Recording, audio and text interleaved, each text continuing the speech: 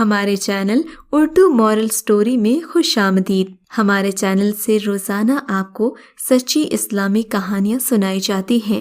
ان کہانیوں میں کوئی نہ کوئی ایسا سبق چھپا ہوتا ہے جو آپ کی زندگی سنوار سکتا ہے۔ آج کا واقعہ بھی ایسا ہی ہے۔ چلیے سنتے ہیں آج کی کہانی۔ کچھ دنوں سے منصب بھائی پریشان سے دکھتے تھے۔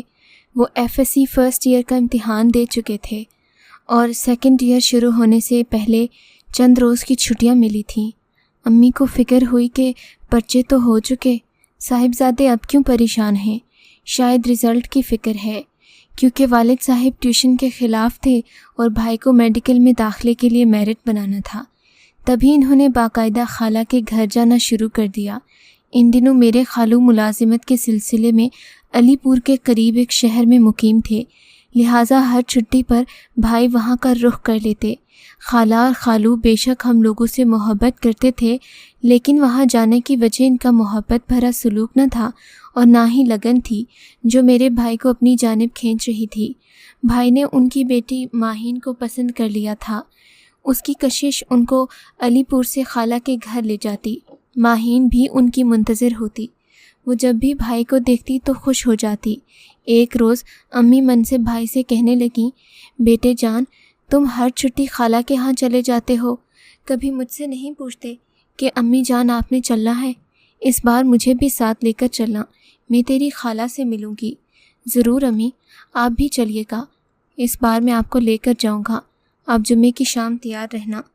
امی جان جمعہ کو صبح تیار ہو کر بیٹھیں، منصب بھائیا کے ہمراہ خالہ کے گھر ہو گئیں۔ تبھی بیٹے کے وہاں جانے کا سبب معلوم ہو گیا۔ انہوں نے خالہ سے ماہین کا رشتہ طلب کر لیا۔ خالو سے بھی بات کر لی، وہ پہلے سے ہی جی میں یہی ٹھانے بیٹھے تھے تو فوراً ہاں کہہ دی۔ ہماری خاندانی روایات کے مطابق ماہین سے شادی کی بات پکی ہوتے ہی منگیتر کا اس کے گھر آنا جانا عام نہ رہا، بلکہ حجاب کی دیوار اٹھا دی گئی۔ اب وہ کئی دنوں بعد جاتے۔ انہی دنوں FSC کے امتحان کی تیاری بھی کر رہے تھے۔ جب بھائی نے FSC اچھے نمبروں سے پاس کر لیا، ماہین کا رزلٹ بھی آ گیا۔ وہ FA میں فیل ہو گئی۔ خالو نے بیٹی کو کالج سے ہٹا لیا۔ امی افسردہ تھیں۔ تبھی بھائی نے ان سے کہا کہ کوئی بات نہیں، اگر ماہین آگے نہیں پڑھ سکتی تو اسی قدر تعلیم اس کے لیے کافی ہے۔ ماہین کی سہیلی عقیلہ پاس ہو گئی، بہت خوش تھی، خالہ کے پڑوس میں رہتی تھی۔ عقیلہ افسردہ ماہین کو حوصلہ دلانے کو ہر روز ان کے گھر آنے جانے لگی۔ اسے سمجھایا کہ میں جو کالج سے پڑھ کر آؤں گی، روز کے روز تم کو پڑھا دیا کروں گی، تم گھر پر ہی امتحان کی تیاری کر لینا۔ کوئی بات نہیں، اگر تمہارے والد کالج جانے کی اجازت نہیں دے رہے، محنت کر لو تو گھر پر تیاری کر کے بھی بطور پرائیویٹ طالبہ کے امتحان دے سکتی ہو۔ اس طرح اس نے میری کزن کو مایوسی میں امید کی کرن دکھائی تو خالہ اس کی مشکور رہنے لگیں۔ ماہین کو پڑھانے کے بہانے اب وہ ہر وقت خالہ کے گھر گھسی رہتی۔ جب یہی منصب بھائی وہاں جاتے، سب سے پہلے ان کا عقیلہ سے ہی سامنا ہوتا۔ لگتا تھا کہ یہ اسی کا گھر ہے۔ ماہین بھی اپنی سہیلی کے ساتھ خوش تھی، تبھی والدین منع نہ کرتے تھے۔ منگنی کے بعد ماہین نے منصب بھائی کے سامنے آنا چھوڑ دیا، لیکن عقیلہ آ جاتی، ان سے منگیتر کی باتیں کرنے لگتی۔ ان باتوں کو سن کر میرے بھائی کا دل خوش ہو جاتا، گویا وہ دو محبت بھرے دلوں کے درمیان ایک پیامبر کا کام کرتی۔ کبھی خالہ ادھر ادھر ہوتی تو ان کی آپس میں بات بھی کروا دیا کرتی۔ یوں وہ میرے بھائی کے لیے بہت اہم ہو گئی۔ کبھی کبھی ماہین خط لکھ کر سہیلی کو دیتی کہ یہ جا کر منصب کو دے آؤ، کہنا کہ جواب لکھتے ہیں۔ بھائی خط لے لیتے مگر کبھی جواب نہ لکھتے، خط کو بھی پھاڑ کر اسی وقت رکھتے تھے تاکہ بھولے سے بھی یہ خط ماہین کی بدنامی کا باعث نہ بن جائیں۔ البتہ ماہین سے بات کرنے کا موقع ملتا، خط تحریر کرنے پر زبانی اس کا شکریہ ادا کرتے۔ یہ سلسلہ سال بھر چلا۔ بھائی کے امتحانات ہو گئے، میرٹ بن گیا، ان کو میڈیکل میں داخلہ مل گیا۔ یہ بات جہاں ہم سب کے لیے باعث مسرت تھی، وہاں ماہین بھی خوش تھی۔ اس نے بھائی کو مبارکباد لکھ کر دی۔ تاہم میں بہت حیران تھی کہ عقیلہ بھی میرے بھائی کی کامیابی پر بہت خوش نظر آتی ہے۔ وہ اب ان کا خیال کرنے لگی۔ ماہین ان کے لیے چائے بناتی تو یہ گھر سے بسکٹ، کیک اور کبھی شامی کباب لے آتی۔ ماہین کو اچھا لگتا کہ سہیلی اس کے منگیتر کا اتنا خیال رکھتی ہے۔ وہ سیدھی سادی لڑکی نہیں جانتی تھی کہ ایسے معاملات میں کبھی کبھی سہیلیاں ہی آستین کا سانپ ہوتی ہیں۔ ایک روز عقیلہ نے ماہین سے کہا کہ میں نے تمہارے منگیتر کو کسی اور لڑکی کے ساتھ گھومتے پھرتے دیکھا ہے۔ پرسوں ہم سب گھومنے پھرنے گئے تھے، وہ وہاں ایک لڑکی کے ساتھ آیا ہوا تھا، ہمیں دیکھا تو 9-2-11 ہو گیا۔ ماہین نے اپنی سہیلی کے بہکاوے میں آ کر منصف بھائی کو ایک لمبا چوڑا خط لکھ دیا کہ تم بے وفا ہو، لالچی ہو، ذلیل انسان ہو، اور اس قسم کی خرافات کے جس کو پڑھ کر منصف بھائی پریشان ہو گئے۔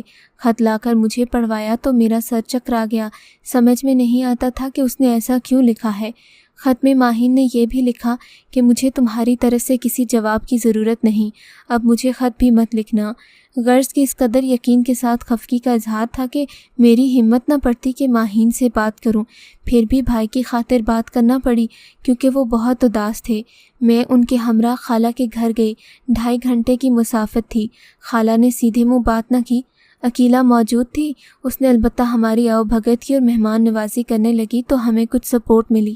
لگا تھے اب بات کرنے کے لیے اس خوش اخلاق لڑکی کا محتاج ہونا پڑے گا جو روز اول سے ماہین کی رازداں تھی۔ میں نے اس سے بات کی تو بولی کہ اگر ماہین خود منصف سے بات کر لے تو معاملہ سلجھ سکتا ہے، آمنے سامنے بات کرنے سے غلط فہمی دور ہو جائے گی، مگر وہ مان نہیں رہی۔ میں پھر بھی کوشش کرتی ہوں۔ تبھی وہ کھینچ کھانچ کر ماہین کو ہمارے سامنے لے آئی۔ اس کے تیور بگڑے ہوئے تھے، بمشکل بات کرنے پر آمادہ ہوئی۔ تلخ لہجے میں منصف سے سوال کیا، تم فلاں دن ہینڈ بینچ پر گئے تھے؟ ہاں میں گیا تھا، بھائی نے جواب دیا۔ کس لیے وہاں گئے تھے؟ سیر کرنے۔ اور کس لیے وہاں جاتے ہیں؟ کس کے ساتھ گئے تھے؟ ماہین نے ایک اور سوال کر دیا۔ ارے بھائی میں اپنے دوستوں کے ساتھ گیا تھا، لیکن تم کیوں پوچھ رہی ہو؟ اس پر وہ لال پیلی ہو کر بولی، یہ اب بکواس نہ کرے اور یہاں سے چلے جائیں، اب یہاں آنے کی ضرورت نہیں۔ ماہین کیا ہو گیا ہے تمہیں؟ تم ایسی تو نہ تھیں، آخر مجھ سے ایسی کون سی غلطی ہو گئی جو تم نے خط میں الٹی سیدھی باتیں لکھ بھیجی؟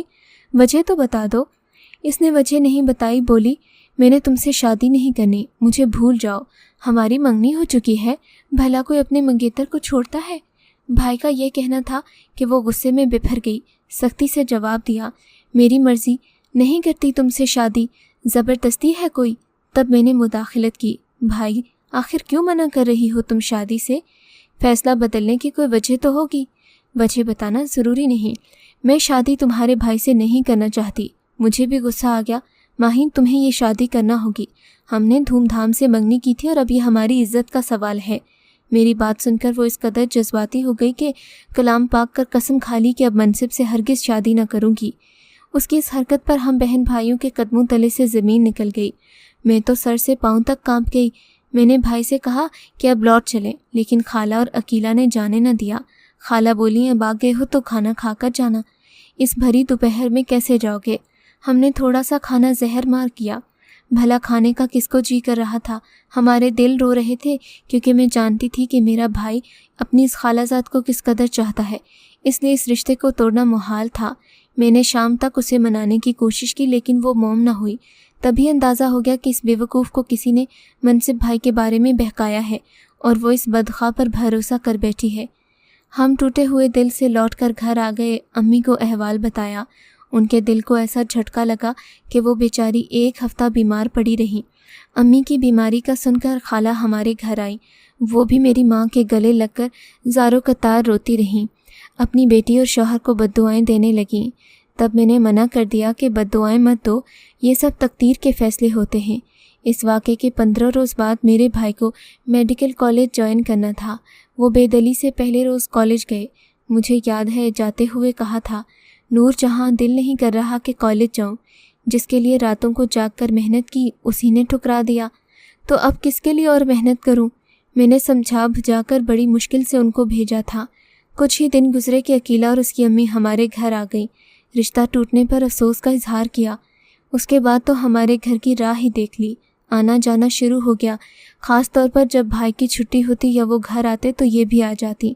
عقیلہ کی امی میری امی کی دل جوئی کرتی، جبکہ عقیلہ امی جان کا گھر کے کاموں میں ہاتھ بٹانے لگی، غرض کہ وہ ہر لحاظ سے اچھی اور بااخلاق نظر آتی۔ عقیلہ خوش شکل لڑکی تھی اور بہت سمجھدار بھی، عمدہ لباس اور سلیقے کا پہنتی، بات کرنے کا انداز دل کو لبھانے والا ہوتا، یوں اس نے ہمارے دلوں میں گھر کر لیا۔ ایک دن منصف بھائی لانج میں بیٹھے ٹی وی دیکھ رہے تھے، عقیلہ میرے کمرے میں آئی، माहीन के बारे में बात हुई तो कहने लगी कि मनसिब तो बहुत अच्छे आदमी हैं। उस पर कहने लगी कि मैं अब बहुत खुश हूँ, मुझे मनसिब की याद ना आती है और ना आएगी। कहने लगी कि माहीन ऐसा कहती है कि वो गलत इंसान है, मैं उसे पसंद नहीं करती, आइंदा मेरे सामने उसका जिक्र भी मत करना। ये सुनकर मेरे दिल में उसके लिए जो मोहब्बत बाकी थी वो भी जाती रही। अम्मी जान ने एक दिन मुझे कहा कि अकीला कैसी है, मुझे तो पसंद है, भाईजान से पूछ ले।